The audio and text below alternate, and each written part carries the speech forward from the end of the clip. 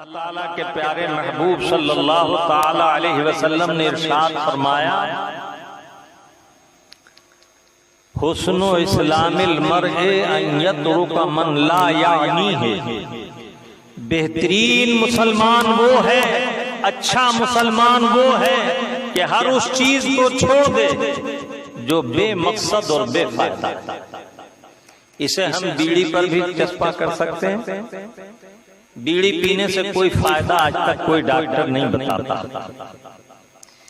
مجھے یاد ہے میں نے کسی رسالے میں ایک مضمون پڑھا تھا، کسی بوڑھے سے اس کے بچے کہتے تھے کہ ابا بیڑی مت پیا کرو، تو یہ بات سنتے سنتے انہیں جوش آیا اور وہ ایک دن حکیم صاحب کے پاس گیا، کہا حکیم صاحب میرے بچے میری بیڑی کے بارے میں بہت اول فول بکتے ہیں، مجھ سے منع کرتے ہیں بیڑی پینے کو، کچھ فائدے مجھے بتا دو اس کے تاکہ میں اپنے بچوں کو جواب دوں کہ بیڑی پینے کا یہ فائدہ ہے۔ تو حکیم صاحب نے کہا کہ آپ کو میں فائدے بتاتا ہوں، یہ الگ بات ہے کہ آپ کے بچے اسے قبول نہ کریں گے۔ ایک فائدہ تو یہ ہے کہ جب آپ بڑھاپے کو پہنچیں گے تو اس وقت آپ کے گھر چور نہیں آئے گا۔ دوسرا فائدہ یہ ہے کہ جب آپ بوڑھے ہو جائیں گے تو کتا تمہارے قریب نہیں آئے گا۔ بولے یہ تو بڑا کام کی بات ہے۔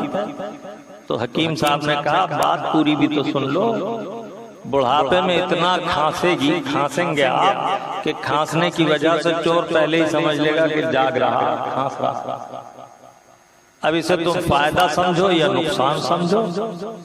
اور کتا اس لیے قریب نہیں آئے گا کہ بلا ڈنڈے کے تم چل نہیں پاؤ گے، پھیپڑے خراب ہو جائیں گے، کمر جھک جائے گی اور ڈنڈے کے سہارے کی ضرورت ہوگی۔ تو وہ کہنے لگے کہ یہ تو حکیم صاحب سن کے لڑکے میرے اور زیادہ بھڑک جائیں گے۔